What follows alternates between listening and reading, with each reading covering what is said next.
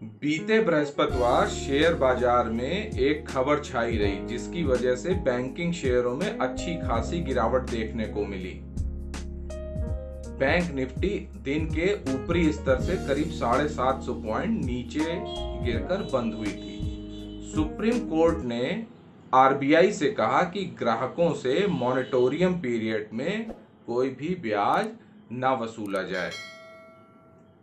तो एक तरफ कुआं, एक तरफ खाई और बैंकों और एनबीएफसी की शामत आई। नमस्कार दोस्तों, मैं आनंद राज त्रिपाठी और आप देख रहे हैं आपका अपना यूट्यूब चैनल आनंद भाव। कैसे हैं आप लोग? बात को आगे बढ़ाते हैं। दरअसल 27 मार्च 2020 को लॉकडाउन के कारण आरबीआई ने मॉरेटोरियम पीरियड की घोषणा की थी 3 महीने के लिए। एक तरह से ग्राहकों के लिए जिन्होंने लोन ले रखा है या छोटे जो व्यापारी हैं एमएसएमई, उनके लिए ईएमआई हॉलीडे। मॉरेटोरियम पीरियड में 3 महीने के लिए ग्राहक अपनी ईएमआई को टाल सकते थे। हालांकि इस सुविधा को लेने के लिए ग्राहकों को ब्याज पे ब्याज देना था, यानी कि एक्स्ट्रा ब्याज का पेमेंट करना पड़ेगा आगे। इसी विषय पर 11 अप्रैल को एक पिटीशन जनहित याचिका दायर की गई थी सुप्रीम कोर्ट में कि मॉरेटोरियम पीरियड में अतिरिक्त ब्याज ना वसूला जाए, ब्याज की माफी दी जाए। सुप्रीम कोर्ट ने आरबीआई और सरकार से कहा ग्राहकों को ब्याज में राहत दे। ग्राहकों को ब्याज में राहत न देना हानिकारक हो सकता है। सुप्रीम कोर्ट ने आगे कहा कि आर्थिक हालात लोगों के स्वास्थ्य से बढ़कर नहीं हो सकते हैं।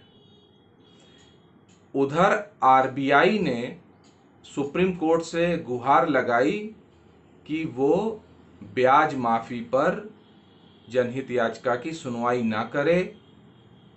इससे बैंकों को बहुत ज़्यादा नुकसान उठाना पड़ेगा, जो कि लगभग 2 लाख करोड़ का हो सकता है। इस पर मॉरेटोरियम पीरियड 31 अगस्त तक बढ़ाने से कुछ और ग्राहक मॉरेटोरियम को अवेल करते दिखाई पड़ेंगे, जिससे बैंकों की समस्या और बढ़ेगी। बैंकों ने पहले ही अपने लोन बुक्स में 3 महीने की प्रोविजनिंग कर रखी थी। मॉरेटोरियम के अंतर्गत बैंकों के 25 से 71% तक लोन आते हैं। करीब 40 लाख करोड़ रुपए के लोन मॉरेटोरियम के अंतर्गत आते हैं, जिसमें एसबीआई, कोटक बैंक और आईसीआईसीआई का 30% लोन मॉरेटोरियम के अंतर्गत है। आईडीबीआई का रिटेल लोन 68% और कॉरपोरेट लोन का 70% मॉरेटोरियम के अंतर्गत आता है। आरबीएल का 35% आता है। बंधन बैंक का 71%, जो बुक्स है उसका 71% लोन मॉरेटोरियम के अंतर्गत आता है और ज्यादातर वो लोन एमएसएमई लघु कुटीर उद्योगों को दिए गए हैं। तो देखने की बात है कि ज्यादा लोन इसके अंडर ही आते हैं, मॉरेटोरियम के अंदर आते हैं। अब मॉरेटोरियम पीरियड में अगर ब्याज माफी होती है तो बैंकों को बहुत बड़ा झटका लगेगा, देखने को मिलेगा। दूसरी बात, उनकी प्रॉफिटेबिलिटी गिर जाएगी, मुनाफा गिरेगा और बड़े डिफॉल्ट देखने को मिल सकते हैं आने वाले समय में। 12 जून को दोबारा सुप्रीम कोर्ट सुनवाई करेगी इस जनहित याचिका पे कि ब्याज पे ब्याज ना लिया जाए। वैसे तो ये बात गलत है कि ब्याज पे ब्याज नहीं लेना चाहिए, माफ करना चाहिए, लेकिन इससे बैंकों के लिए अगर ये फैसला बैंकों के खिलाफ आता है तो बहुत बड़ी समस्या बैंकों के लिए हो जाएगी। उधर सीआईआई के प्रेसिडेंट उदय कोटक ने कहा है कि डिपॉजिटर और कर्जदारों के बीच की बैंक एक कड़ी है। बैंकों को डिपॉजिटर्स के हितों का ख्याल रखना चाहिए और बैंकों को एक तरफा फैसला नहीं लेना चाहिए, ऐसा उनका कहना है। लेकिन ये जो आग है ये जब लगेगी तो पूरे जंगल में फैलेगी। एक तरफ कुआं एक तरफ खाई, इसलिए कि अगर सरकार भी बीच में आती है और कहती कि भाई ये 2 लाख करोड़ का जो बैंकों को घाटा हो रहा है वो हम दे देते हैं, तो सरकार वैसे ही इस समय काफी घाटे में चल रही है। अभी अप्रैल में भी उसका 3 लाख करोड़ का खर्चा आया है जो बजट का 10% है, और 23,000 करोड़ की, कुछ 23,500 करोड़ की इनकम आई है। ये अतिरिक्त अगर पैसा देती है या यही कहती है सरकार 1 लाख करोड़ हम दे देते हैं, बैंक 1 लाख करोड़ दे देगा, तो भी बाहर की जो रेटिंग एजेंसीज हैं वो इंडिया की रेटिंग घटा देंगी।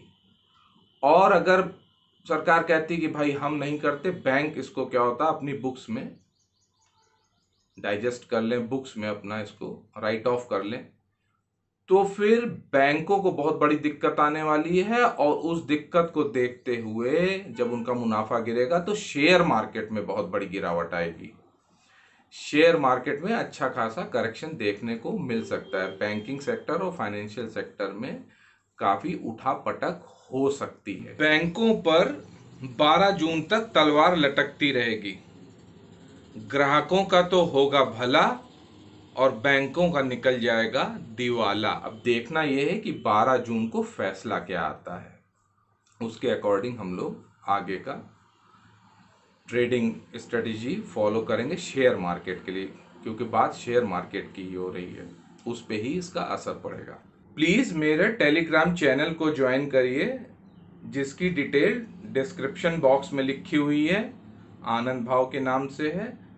ज़्यादा से ज़्यादा मेरे चैनल के फैमिली मेंबर और जो व्यूअर्स इस वीडियो को देख रहे हैं, नए दर्शक हैं देख रहे हैं, वो ज्वाइन करें, जिससे मेरा उत्साहवर्धन हो और मैं शेयर रिगार्डिंग इन्वेस्टमेंट स्ट्रेटजी और ट्रेडिंग स्ट्रेटजी उसमें दे सकूं और डे टू डे एक्टिविटीज से आपको अपडेट करा सकूं जो शेयर मार्केट में होती हैं। रियल टाइम अपडेशन उसमें अवेलेबल रहेगा। किसी शेयर के प्राइस में मूवमेंट है या कोई न्यूज़ है तो मैं आपसे उसमें शेयर कर सकूंगा। तो प्लीज़ मेरे टेलीग्राम चैनल को ज्वाइन करिए। आज के लिए इतना ही। आपको मेरा ये वीडियो अच्छा लगा हो तो प्लीज़ लाइक और शेयर कीजिए अपने इष्ट मित्रों को, और मेरे चैनल आनंद भाव को सब्सक्राइब करिए। नमस्कार।